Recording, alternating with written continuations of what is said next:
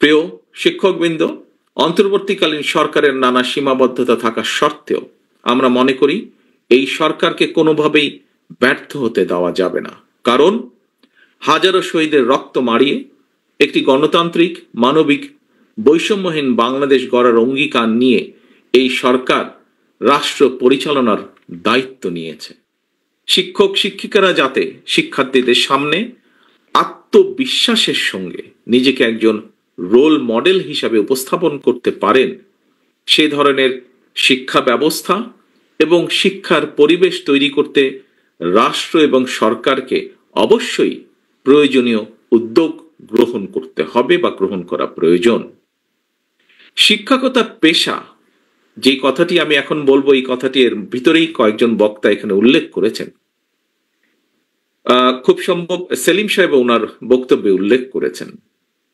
শিক্ষকতা পেশা কখনোই কিন্তু উপায়হীন বিকল্প কিংবা একটি সাধারণ চাকুরি নয়।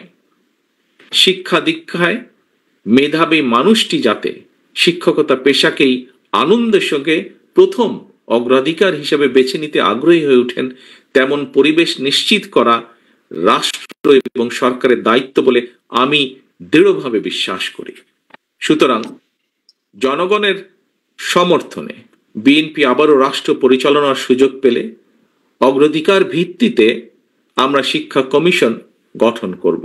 নৈতিকতা এবং সামাজিক ধর্মীয় মূল্যবোধের আলোকে জীবন নির্ভর কর্মসূচি শিক্ষা ব্যবস্থা প্রবর্তন এবং শিক্ষা ব্যবস্থার আধুনিকায়নে সম্ভাব্য সকল পদক্ষেপ গ্রহণ ও প্রয়োজনে ওয়ারেন্ট অফ প্রেসিডেন্স বা রাষ্ট্রীয় পদমর্যাদা ক্রমে পুনর্মূল্যায়ন করে রাষ্ট্র এবং সমাজে শিক্ষা এবং শিক্ষকের মর্যাদা সমুন্নত রাখার বিষয়টি নিশ্চিত করার আমাদের অবশ্যই চেষ্টা থাকবে।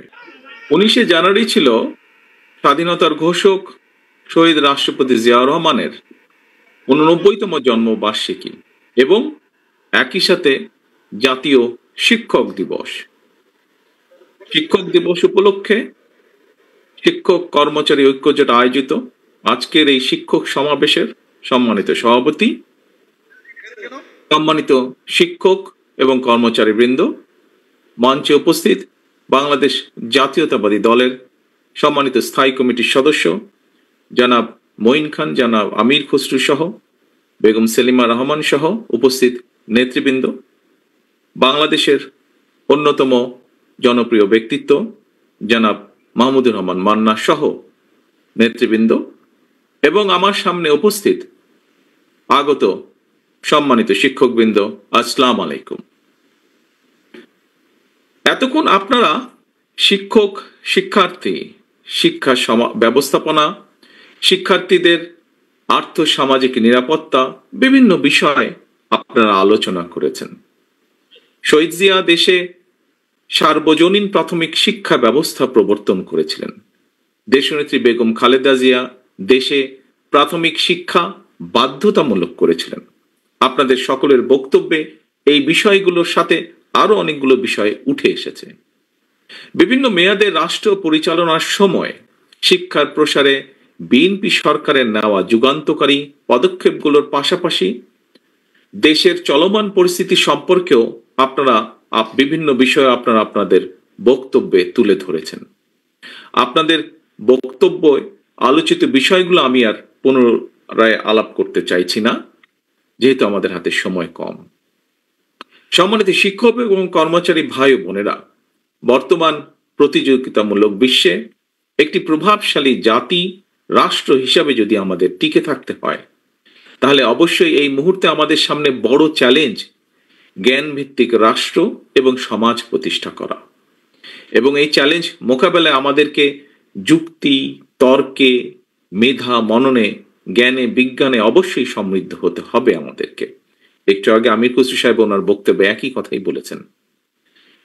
প্রিয় উপস্থিতিবৃন্দ, আমি বিশ্বাস করি রাষ্ট্র এবং রাজনীতির সংস্কার কিংবা নাগরিক উন্নয়নে আমরা যত উদ্যোগই গ্রহণ করি না কেন, চূড়ান্ত সফলতা পেতে হলে শিক্ষা ব্যবস্থার আধুনিকায়ন এবং, দয়া করে খেয়াল করবেন আমার কথাটি, এবং শিক্ষকদের আর্থ সামাজিক নিরাপত্তা ও সম্মান নিশ্চিত করার বিকল্প নেই। আমি দৃঢ়ভাবে বিশ্বাস করি যে এই কথাটি আমি বলেছি আপনাদের অনেকগুলো বিষয়ের দাবি যেগুলো আপনারা তুলে ধরেছেন, এই কথার মধ্যে নিশ্চয়ই সেগুলো আপনারা বুঝতে পারছেন।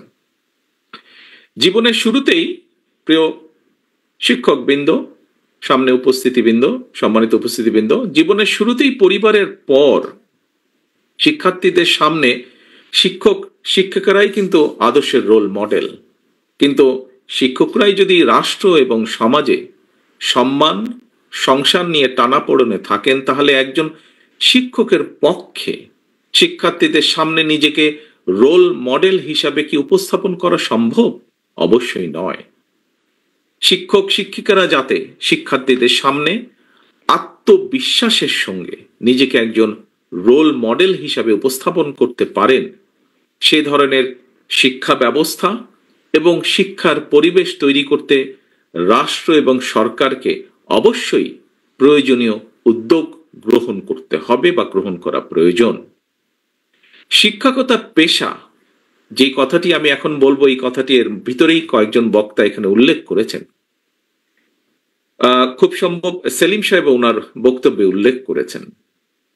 শিক্ষকতা পেশা কখনোই কিন্তু উপায়হীন বিকল্প কিংবা একটি সাধারণ চাকুরি নয়।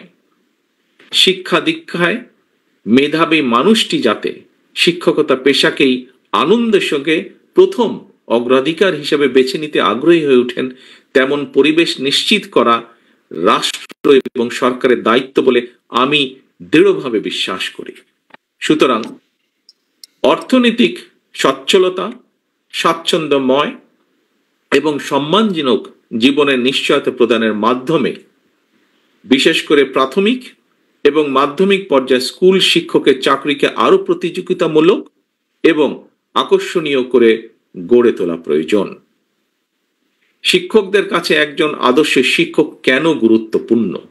এই প্রসঙ্গে বিশিষ্ট মনোবিজ্ঞানী ডক্টর গর্ডন একটি পর্যবেক্ষণের কথা বলেছেন। আমি সেই পর্যবেক্ষণটি আপনাদের সাথে সামনে খুব সংক্ষেপে তুলে ধরতে চাইছি। ডক্টর গর্ডন বলেছেন, শিশুরা যখন তাদের শিক্ষককে পছন্দ করে তখনই তারা সবচেয়ে ভালো শেখে এবং শিশুরা মনে করে তাদের শিক্ষকও তাদের পছন্দ করেন। সম্মানিত শিক্ষকবৃন্দ, স্বাধীনতা দিবস কিংবা বিজয় দিবস সহ প্রতি বছর বিভিন্ন জাতীয় গুরুত্বপূর্ণ দিবসে রাষ্ট্রীয় উদ্যোগে সমাজের বিভিন্ন শ্রেণী পেশার মানুষকে রাষ্ট্রপতি এবং প্রধানমন্ত্রী রাষ্ট্রীয় ভবনে আমন্ত্রণ জানিয়ে থাকেন, শুভেচ্ছা বিনিময় করেন। আমি এখানে আমার দলের সিনিয়র অনেক নেতৃবৃন্দ আজকে মঞ্চে উপস্থিত আছেন। সকলে আমি বিশ্বাস করি আমার সাথে একমত পোষণ করবেন, ভবিষ্যতে ইনশাল্লাহ বাংলাদেশের মানুষের সমর্থনে বিএনপি সরকার গঠন করলে এই ধরনের দিবসগুলোর যে আমন্ত্রিতদের তালিকা, সেই তালিকায় অবশ্যই প্রাথমিক এবং মাধ্যমিক স্কুলের কমপক্ষে হলেও একজন করে শিক্ষককে আমন্ত্রণ জানানো অবশ্যই আবশ্যক বলে আমি মনে করি। কারণ এর একটি কারণ আছে, কারণটি আপনাদের সামনে তুলে ধরতে চাই আমি। কেন আমি এটি মনে করি? কারণ রাষ্ট্র এবং সমাজের বিভিন্ন ক্ষেত্রে শিক্ষার্থীরা তাদের রোল মডেল শিক্ষকদের সম্মানজনক অবস্থা এবং বিচরণ দেখতে পেলে সেটি অবশ্যই কোমলমতি শিক্ষকদের মনোজগতে একটি ইতিবাচক প্রভাব ফেলবে বলে আমার দৃঢ় বিশ্বাস, এবং সে কারণেই আমি এই প্রস্তাবটি আপনাদের সকলের সামনে উপস্থাপন করছি। শিক্ষক এবং শিক্ষার্থীদের মধ্যে একটি পারস্পরিক আস্থা এবং সম্মানের সম্পর্ক তৈরির করার যে পরিবেশ সৃষ্টির ক্ষেত্র, রাষ্ট্র সেখানে উদাসীন অবশ্যই থাকতে পারে না। প্রিয় উপস্থিতিবৃন্দ, জনগণের সমর্থনে বিএনপি আবারও রাষ্ট্র পরিচালনার সুযোগ পেলে অগ্রাধিকার ভিত্তিতে আমরা শিক্ষা কমিশন গঠন করব। নৈতিকতা এবং সামাজিক ধর্মীয় মূল্যবোধের আলোকে জীবন নির্ভর কর্মসূচি শিক্ষা ব্যবস্থা প্রবর্তন এবং শিক্ষা ব্যবস্থার আধুনিকরণে সম্ভাব্য সকল পদক্ষেপ গ্রহণ ও প্রয়োজনে ওয়ারেন্ট অফ প্রেসিডেন্স বা রাষ্ট্রীয় পদমর্যাদাক্রমে পুনর্মূল্যায়ন করে রাষ্ট্র এবং সমাজে শিক্ষা এবং শিক্ষকের মর্যাদা সমুন্নত রাখার বিষয়টি নিশ্চিত করার আমাদের অবশ্যই চেষ্টা থাকবে। সম্মানিত শিক্ষক কর্মচারী ভাই ও বোনেরা, আমরা প্রায়শই একটি কথা বলি, কথা প্রসঙ্গে আমরা একটি কথা বলি যে এই বিষয়টিকে রাজনীতির ঊর্ধ্বে রাখতে হবে, ওই বিষয়টিকে রাজনীতির বাইরে রাখতে হবে। প্রিয় উপস্থিতিবৃন্দ, আমি ব্যক্তিগতভাবে এমন ধারণার সঙ্গে নীতিগতভাবে কিছুটা হলো ভিন্ন মত পোষণ করি। কারণ দেখুন, আমরা যাই বলি না কেন, একটি গণতান্ত্রিক রাষ্ট্রে কিন্তু শেষ পর্যন্ত রাজনৈতিক সিদ্ধান্তের আলোকেই সকল কিছু পরিচালিত হয়। সুতরাং কোনো কিছুকে শুদ্ধ রাখার জন্য রাজনীতির বাইরে রাখতে হবে, রাজনীতির ঊর্ধ্বে রাখা কিংবা বাইরে সরিয়ে রাখা, এইটি না করে বরং রাজনীতিটাই আমাদের শুদ্ধ করা প্রয়োজন। রাজনীতিটা শুদ্ধ এবং স্বচ্ছ হওয়া অত্যন্ত জরুরি। প্রচলিত রাজনীতির গুণগত যে পরিবর্তন সেটি যদি না করতে পারি, তাহলে কিন্তু এই যে এখানে যতগুলো আকাঙ্ক্ষার কথা বলা হয়েছে, বিভিন্ন আলোচনায় বিভিন্ন সুশীল সমাজের ব্যক্তিরা সহ বিভিন্ন মানুষ যে জন আকাঙ্ক্ষার বাস্তবায়নের কথা বলছেন, আমরা যদি রাজনীতির যে গুণগত পরিবর্তন, রাজনীতির ভিতরে যে পরিবর্তন, সেটিকে যদি করতে না পারি, তাহলে হয়তো কোনো কিছুই বাস্তবায়ন করা সম্ভব নয়। এবং এই লক্ষ্যকেই সামনে রেখে বিএনপি রাষ্ট্র, রাজনীতি এবং রাজনৈতিক দল সংস্কারের উদ্দেশ্যে বাংলাদেশের পক্ষে সকল গণতান্ত্রিক রাজনৈতিক দলগুলোর সঙ্গে পরামর্শ করে তাদেরকে সাথে নিয়ে জনগণের সামনে 31 দফা সংস্কার কর্মসূচি উপস্থাপন করেছে। এবং আগেও বলেছি আমি, জনগণের রায় পেয়ে বিএনপি সরকার গঠনে সক্ষম হলে বিএনপি পর্যায়ক্রমিকভাবে প্রতিটি সংস্কার কর্মসূচি ইনশাল্লাহ বাস্তবায়ন করবে। প্রিয় উপস্থিতিবৃন্দ, প্রিয় শিক্ষকবৃন্দ, মঞ্চে উপস্থিত সম্মানিত নেতৃবৃন্দ, মুক্তিযুদ্ধের মাধ্যমে অর্জিত দেশের মহান মুক্তিযুদ্ধের যে আকাঙ্ক্ষার প্রতিফলন হয়নি, যে সংবিধান, মুক্তিযুদ্ধের মাধ্যমে যে সংবিধান ছিল, সেটিতে কিন্তু মহান মুক্তিযুদ্ধের আকাঙ্ক্ষার প্রতিফলন হয়নি। আমরা দেখেছি পলাতক যে স্বৈরাচার, তারা তাদের ইচ্ছে মতন সেটিকে কাটা ছেঁড়া করে রাষ্ট্রীয় সংবিধানকে প্রায় দলীয় সংবিধানের রূপ দিয়েছিল। ঠিক একইভাবে নির্বাচন কমিশন কিংবা দুদকের মতন সাংবিধানিক প্রতিষ্ঠানগুলোকেও তারা একদম অকার্যকর করে দিয়েছিল। দুদক সম্পর্কিত দন্তহীন বাক তারা নিজেরাই নিজেদেরকে বলেছে। এমন বাস্তবতায় কিন্তু বর্তমান অন্তর্বর্তীকালীন সরকার নির্বাচন কমিশন, দুদক এবং সংবিধান সংস্কার সহ বেশ কিছু গুরুত্বপূর্ণ বিষয় সংস্কার কার্যক্রম হাতে নিয়েছে বর্তমান এই অন্তর্বর্তীকালীন সরকার। বিএনপির 31 দফা সংস্কার কর্মসূচি এবং অন্তর্বর্তীকালীন সরকারের সংস্কার কার্যক্রমের সঙ্গে দু একটি মৌলিক বিষয় ছাড়া, প্রক্রিয়াগত বিষয় ছাড়া তেমন কোনো ভিন্ন মত বা বিরোধ নেই। আমি আগেও বলেছি, বিএনপির সংস্কার এবং নির্বাচন, বিএনপি দুটিরই পক্ষে। বিএনপি সংস্কার এবং নির্বাচন দুটোরই পক্ষে, দুটোই অত্যন্ত জরুরি। সংস্কার নাকি নির্বাচন, কেউ কেউ এমন উদ্দেশ্য প্রণোদিত প্রশ্ন নিয়ে কূটতর্ক করার অপচেষ্টা করেছে। আমরা যদি দেশের বিরাজমান পরিস্থিতি দেখি, তাহলে কিন্তু সেটি ভিন্ন। দেশের কোটি কোটি পরিবারের কাছে এই মুহূর্তে নির্বাচন এবং সংস্কারের চেয়েও গুরুত্বপূর্ণ হচ্ছে সংসার পরিচালনা করা। একদিকে দ্রব্যমূল্যের ঊর্ধ্বগতি, অপরদিকে জনগণের উপরে চাপিয়ে দেয়া ভ্যাটের বোঝা। ফলে দেশের কৃষক, শ্রমিক, দিনমজুর, স্বল্প আয়ের, এমনকি নিম্ন মধ্যবিত্ত পরিবারগুলোর কাছেও সংসার টেকানোই অনেক ক্ষেত্রে দায় হয়ে পড়েছে। অনেক পরিবারে চলছে নীরব হাহাকার। কিভাবে জনগণের নিত্যদিনের দুঃখ দুর্দশা লাঘব করা যায়, কিভাবে বাজার সিন্ডিকেট ভেঙে দ্রব্যমূল্য জনগণের হাতের নাগালে রাখা যায়, কিভাবে জনগণকে ফ্যাসিস্টের আমলের মিথ্যে মামলা থেকে রেহাই দেওয়া যায়, কিভাবে আইন শৃঙ্খলা বাহিনীকে আরো সক্রিয় করা সম্ভব, জনগণের জানমালের নিরাপত্তা নিশ্চিত করা যায়। প্রিয় উপস্থিতিবৃন্দ, অন্তর্বর্তীকালীন সরকারের সামনে অগ্রাধিকারের তালিকায় এই বিষয়গুলো থাকা অত্যন্ত জরুরি। জনগণ বিশ্বাস করে অন্তর্বর্তীকালীন সরকারের মতন সর্বজন সমর্থিত একটি নির্দলীয় অরাজনৈতিক সরকারের পক্ষেই বাজার সিন্ডিকেটের কবল থেকে জনগণকে মুক্তি দেওয়া সহজ।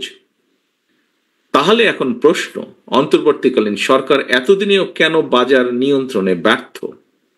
জনগণের উপরে কেন উল্টো ভ্যাটের বোঝা চাপিয়ে দেওয়া হচ্ছে?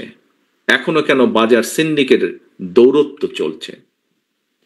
এমন পরিস্থিতিতে কিন্তু জনগণের অনেকের মনেই প্রশ্ন ওঠা স্বাভাবিক, তাহলে কি সরকারের কেউ কেউ অন্য কোনো ইস্যুতে বেশি মনোযোগী, নাকি সরকার পারছে না? প্রিয় শিক্ষকবৃন্দ, অন্তর্বর্তীকালীন সরকারের নানা সীমাবদ্ধতা থাকা সত্ত্বেও আমরা মনে করি এই সরকারকে কোনোভাবেই ব্যর্থ হতে দেওয়া যাবে না। কারণ হাজারো শহীদের রক্ত মারিয়ে একটি গণতান্ত্রিক, মানবিক, বৈষম্যহীন বাংলাদেশ গড়ার অঙ্গীকার নিয়ে এই সরকার রাষ্ট্র পরিচালনার দায়িত্ব নিয়েছে। প্রিয় শিক্ষক, শিক্ষার্থী, তরুণ, ছাত্র ভাই ও বোনেরা, দেশের ছাত্র ও তরুণরা রাষ্ট্র রাজনৈতিক ব্যবস্থার প্রতি আগ্রহী হয়ে উঠেছে।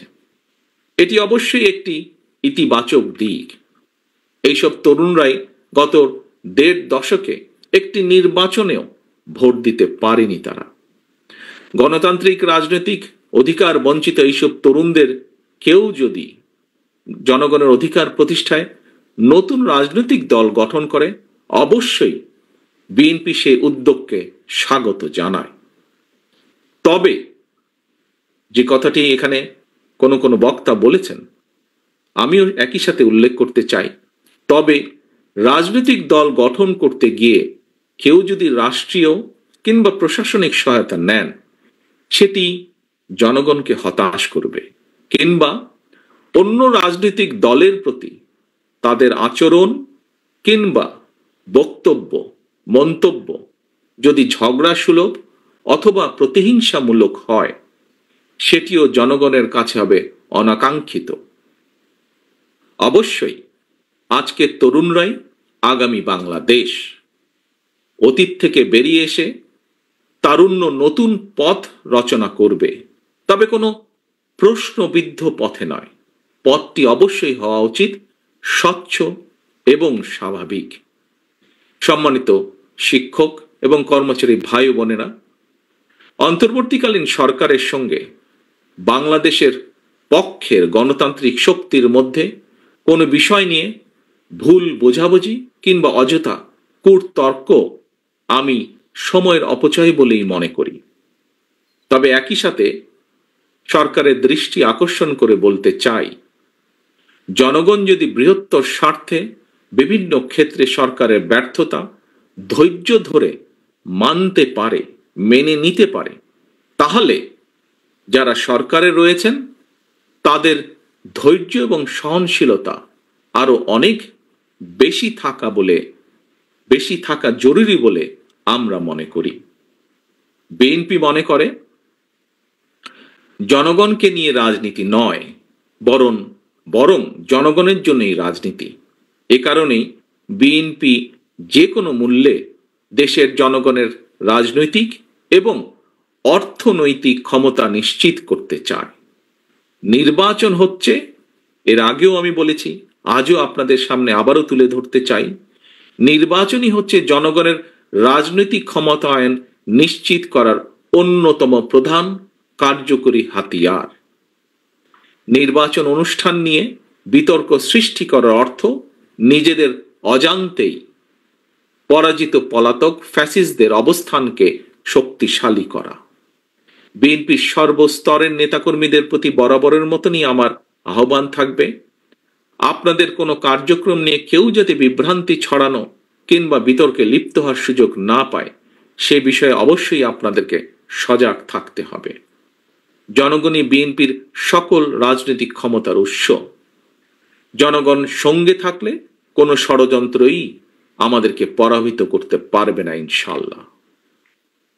সম্মানিত উপস্থিতিবৃন্দ, সম্মানিত শিক্ষকবৃন্দ, সম্মানিত আমন্ত্রিত অতিথিবৃন্দ, পরিশেষে আমি শিক্ষক, বুদ্ধিজীবী, সাংবাদিক সহ সকল শ্রেণী পেশার মানুষের প্রতি আহ্বান জানিয়ে বলতে চাই, পুঁথিগত বিধির উপরে গণতন্ত্রের বিকাশ নির্ভর করে না। গণতন্ত্র বিকশিত এবং শক্তিশালী হয় প্রতিদিনের কার্যক্রমে, আচরণে এবং চর্চায়। আমাদের মধ্যে অবশ্যই ভিন্ন মত, ভিন্ন পথ থাকবে, এটি গণতন্ত্রের সৌন্দর্য। তবে আমাদের উদ্দেশ্য এক এবং অভিন্ন। আমাদের সবার উদ্দেশ্য একটি উদার, গণতান্ত্রিক, বৈষম্যহীন, মানবিক বাংলাদেশ প্রতিষ্ঠা। ছাত্র জনতার গণ অভ্যুত্থানে মাফিয়া প্রধান দেশ ছেড়ে পালানোর পর মাফিয়া মুক্ত বাংলাদেশের সামনে গণতান্ত্রিক, বৈষম্যহীন, মানবিক বাংলাদেশ প্রতিষ্ঠার এক অপার সুযোগ সৃষ্টি হয়েছে। পলাতক স্বৈরাচার এবং তাদের দোসরদের ষড়যন্ত্র কিংবা বাংলাদেশের পক্ষের গণতান্ত্রিক শক্তির মধ্যে অযাচিত ভুল বোঝাবুঝির কারণে যাতে একটি গণতান্ত্রিক, বৈষম্যহীন, মানবিক বাংলাদেশ প্রতিষ্ঠার সুযোগ এবং সম্ভাবনা হুমকির বা সম্মুখীন না হয়, এই ব্যাপারে আমাদের সবাইকে অত্যন্ত সতর্ক থাকতে হবে।